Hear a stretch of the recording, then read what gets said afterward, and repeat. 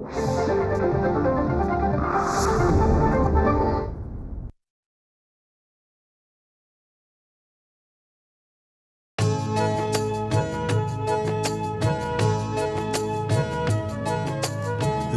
स्पंदन ठेवून नाती नूतन नित्य गुंफते ती.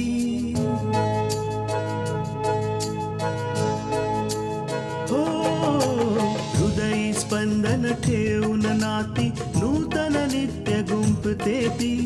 अंगणाची किरणे होऊन घरटे स्वर्णिम करते ती. स्मित फुलवून अधरांवरती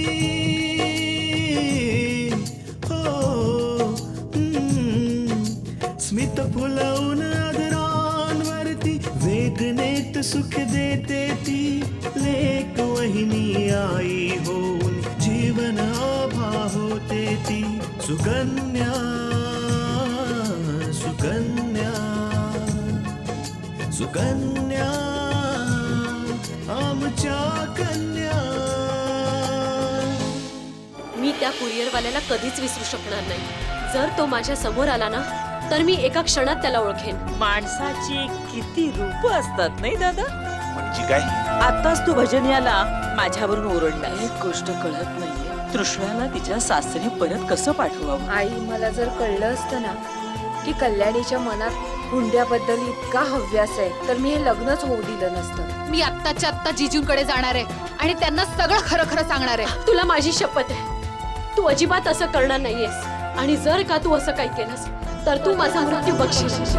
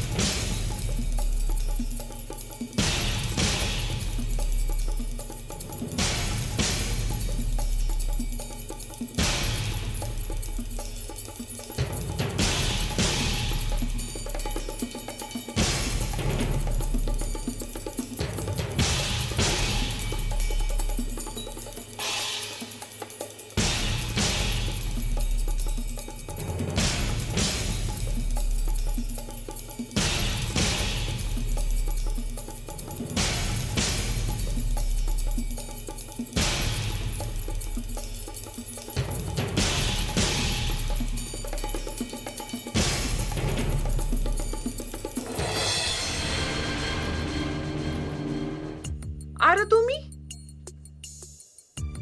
इतक्या लवकर आलात?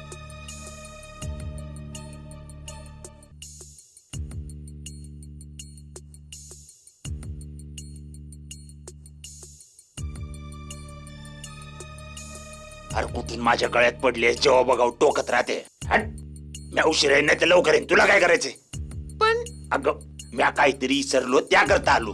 आबा पण काय विसरला होता? माझं डोसकं विसरलो होतो. बोल.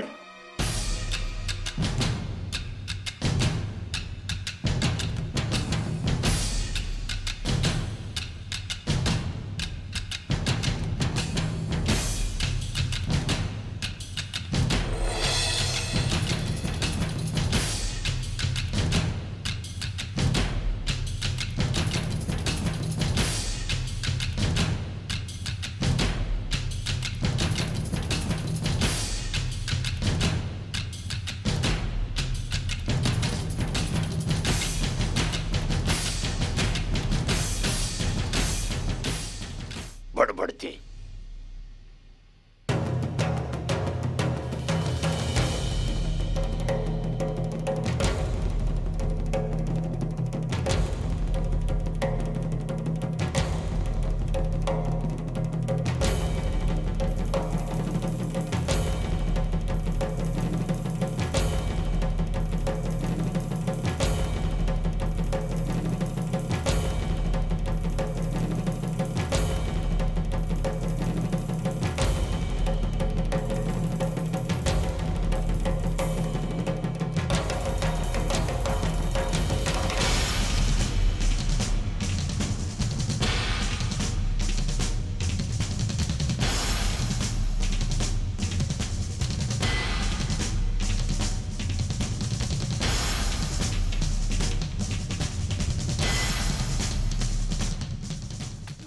आव पण जरा ऐका तर.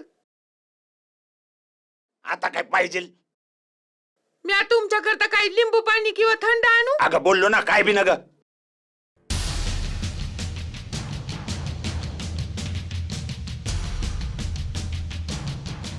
चुलीत जा तुम्ही आणि तुमचं काम. हं?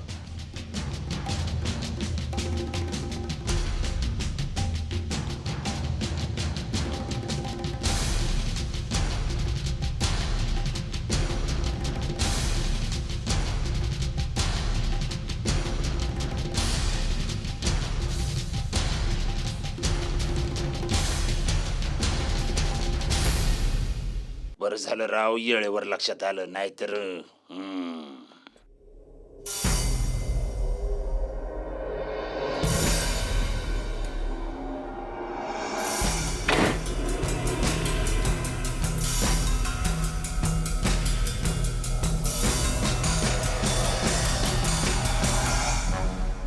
असं वाटतंय की तिजोरी उघडण्याचा काहीतरी दुसरा मार्ग शोधायला हवा. सुकन्या आमच्या कन्या.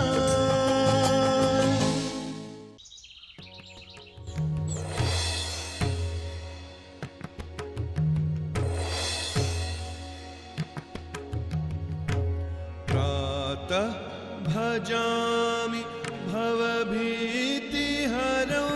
सुरेशं गङ्गाधरं वृषभवाहनमम्बिकेशम् खट्वाङ्गशूल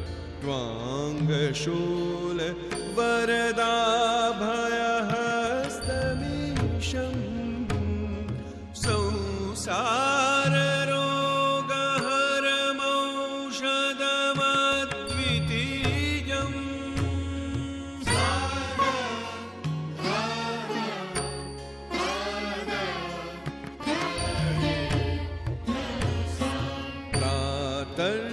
प्रातर्भजामि शिवमेकमनन्तमाद्यं वेदान्तवेद्यमनघं पुरुषं महान्तम् नामादिभेदरहितं षड. बाबा खूप थकलेले दिसतायत. त्यांना थोड्या वेळ आराम करायला सांगते.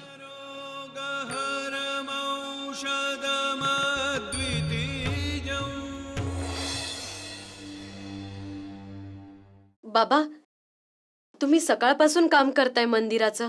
तुम्ही थकले असाल. तुम्ही थोडा आराम करा. मी हे काम करून अगं घेते. नाही बेटा, मला काय झालंय, मी अगदी बरा आहे. बाबा, तुम्हाला बरं नाहीये. तुमचा चेहरा बघा, किती थकवा आलाय. असं वाटतंय सगळा शीण चेहऱ्यावर आलाय. बेटा, तू माझी आवश्यकतेपेक्षा जास्त काळजी घेतेस ना, म्हणून तुला असं वाटतंय. आणि तुलाही किती कामं करावी लागतात. तू आता हार करतेस, मग प्रसादाची तयारी करायची आहे, दुपारचा स्वयंपाक करायचा आहे. जर मी माझं काम तुला करायला लावलं तर तू मात्र खूप थकून जाशील. नाही बाबा, मी नाही थकणार. तुम्ही माझं ऐका तर जरा. कृष्णा, आपल्यात मोठं कोण आहे बेटा? तुम्ही. मग कोणाचं ऐकलं जाईल? तुमचं. बस आता निर्णय झालाय. तू जा आणि तुझं काम कर आणि मला माझं काम करू दे. जा बेटा, मी करेन. जा जा.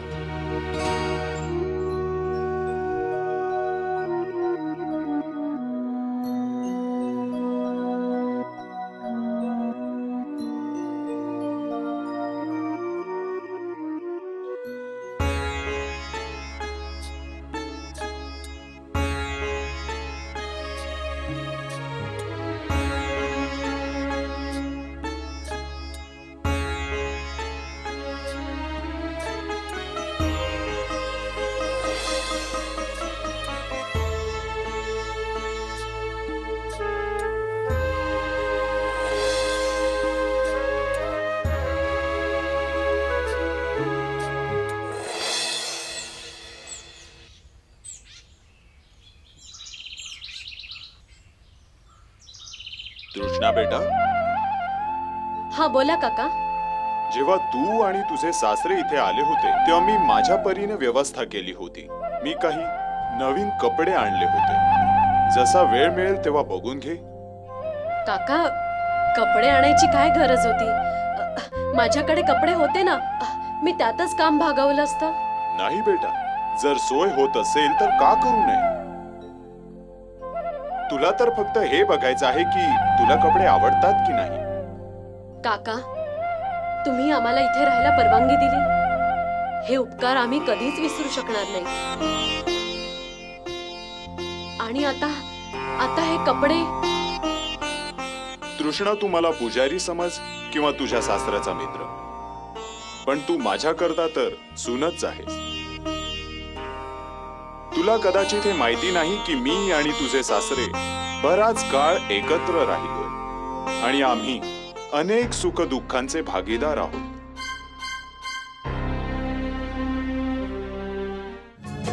सुकन्या आमच्या कन्या. तुला कदाचित हे माहिती नाही की मी आणि तुझे सासरे बराच काळ एकत्र राहिलोय आणि आम्ही अनेक सुख दुःखांचे भागीदार आहोत. सध्या तुझ्या सासऱ्यांचा वाईट काळ सुरू आहे, मग त्यात त्याला मी मदत नको करायला. म्हणूनच यापुढे तू ही उपकाराची भाषा नाही करायचीस.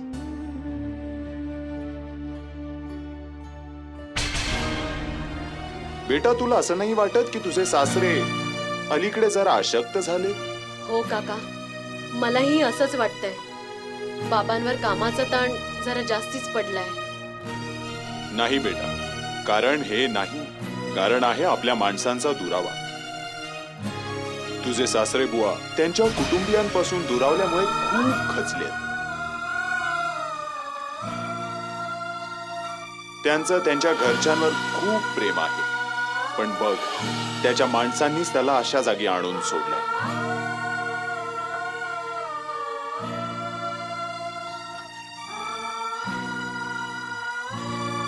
हे सगळं माझ्यामुळे झालंय.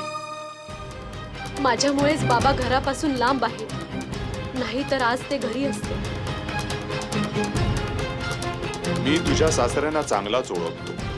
एकदा जर त्याचं मन दुखावलं तर त्यातून त्याला बाहेर काढणं खूप कठीण असतं. हे एक बरं आहे बेटा की तू त्याच्या सोबतीला आहेस. कमीत कमी त्याच्या जगण्याला निमित्त तरी आहे.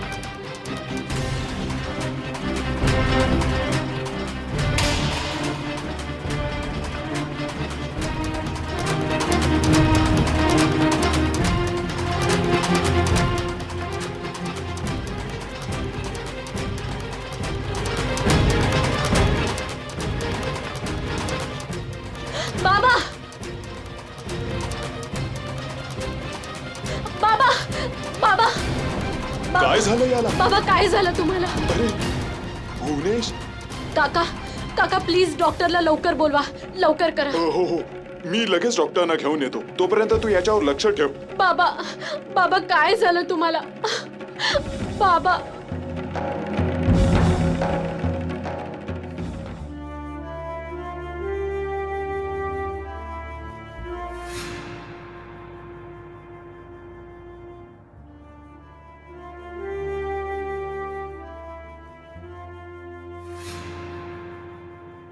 आजी, हा घे तुझ्याकरता हा गरमागरम चहा. आणि आई, हा तुझ्याकरता. काय म्हणाली ग तृष्णा? काय काय बोलणं झालं? काही विशेष नाही आई, पण एक जाणवलं. ताईला भेटल्यावर असं वाटलं की तिच्यात खूप हिंमत निर्माण झाली आहे या परिस्थितीशी लढण्याची. किंवा असंही म्हणता येईल की तिने स्वतःला सावरलंय. ही तर खूप चांगली गोष्ट आहे आकांक्षा. नाहीतर तुला एक सांगू, जर नवऱ्याची सोबत नसेल ना तर आयुष्य खूप उदास रुक्ष रुक्ष होऊन जातं.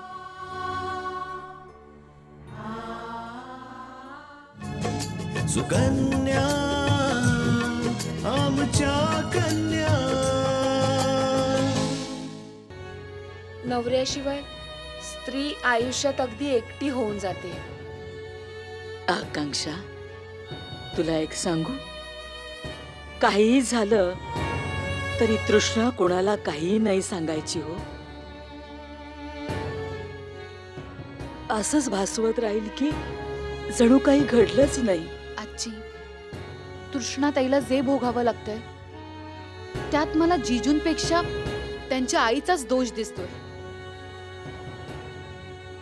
कारण त्यांनी जर ताईचं स्वागत मोकळ्या मनाने केलं असतं तर ताईला हा दिवस बघावा लागला नसता. आकांक्षा बेटा, जी स्त्री इतकी वर्ष आपल्या नवऱ्याबरोबर राहूनही नवऱ्याला नाही स्वीकारू शकली, ती स्त्री एका परक्या घरातल्या मुलीचा कसा स्वीकार करणार, काय आपलंसं करणार?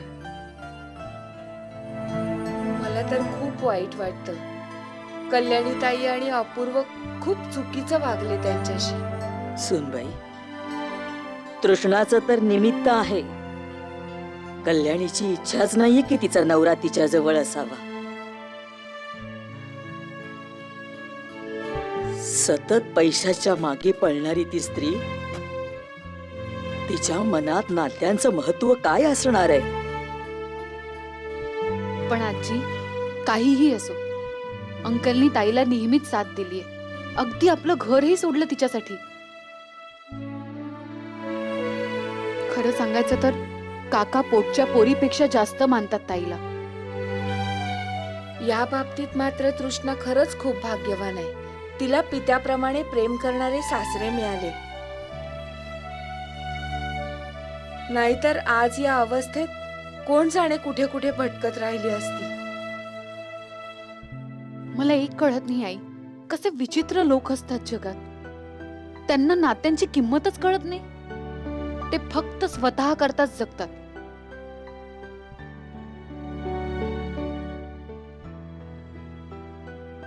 पण खरं सांगू आई, देवाची कृपादृष्टी आहे आपल्या घरावर. कारण परिस्थिती भलेही कशीही असू दे, पण आपण नेहमीच सोबत राहिलोय.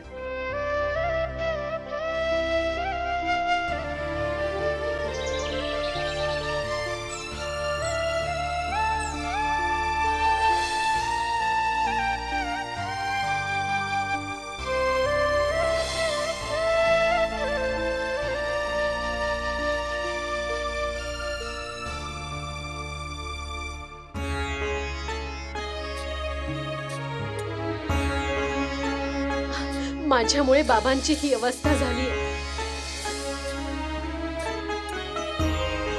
माझ्यामुळे त्यांना घर सोडावं लागलं. माझ्यामुळेच त्यांना या वयात इतकं काम करावं लागतंय. हे सगळं माझ्यामुळे. त्यांच्या या अवस्थेला कारणीभूत फक्त मीच आहे. अगं तृष्णा बेटा, तू उगाच त्रास करून घेतेस.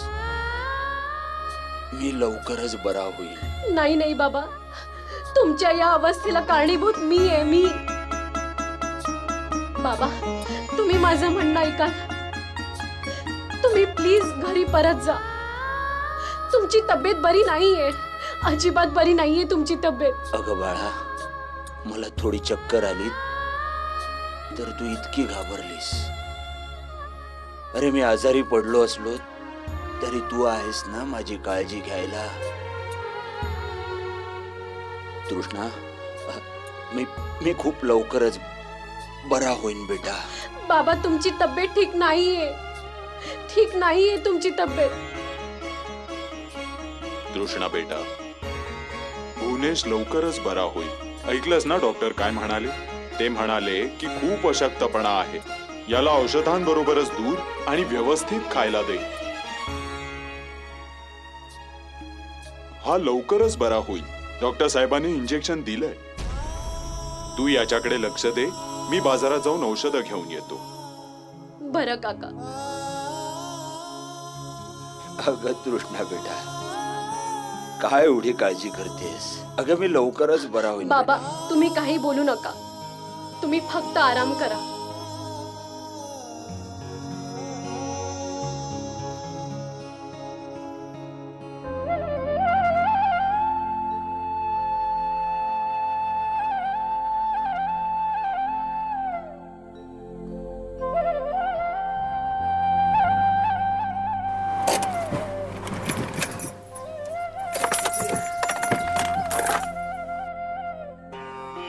अपूर्व बेटा हा काकी बोला. ऐक तर.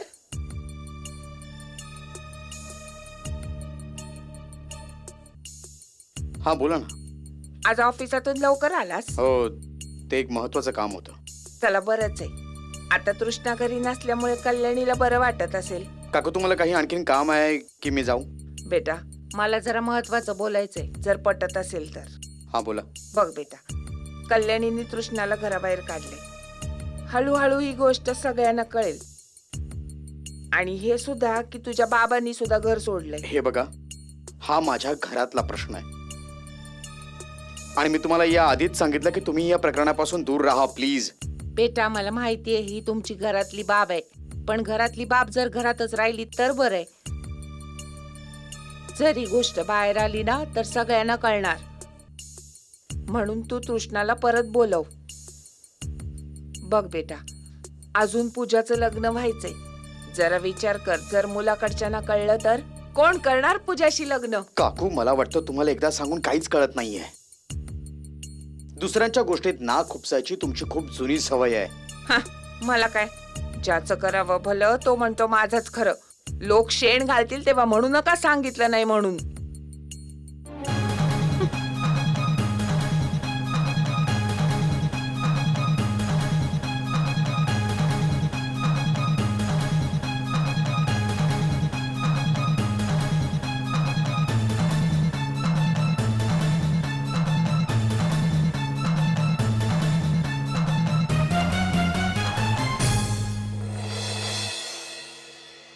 हो स्मित फुलवून आदरांवरती वेदनेत सुख देते ती लेक वहिनी आई होऊन जीवन आभा होते ती सुकन्या सुकन्या सुकन्या